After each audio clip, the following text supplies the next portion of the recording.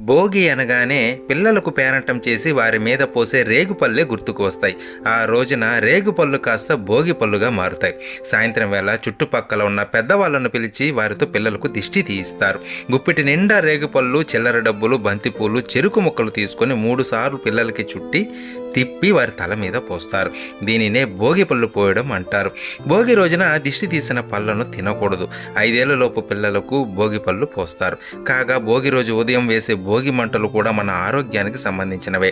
ఆవు పిడకలని ఎండబెట్టి వాటిని నేతితో తడిపి మండిస్తారు. సంప్రదాయం ప్రకారం కూడా ఇలానే చేయాలి. కానీ మనం భోగి రోజు టైర్లు, ప్లాస్టిక్ కాగితాలు, వ్యర్థ పదార్థాలు పోసి మండించి పర్యావరణాన్ని నాశనం చేస్తున్నాం.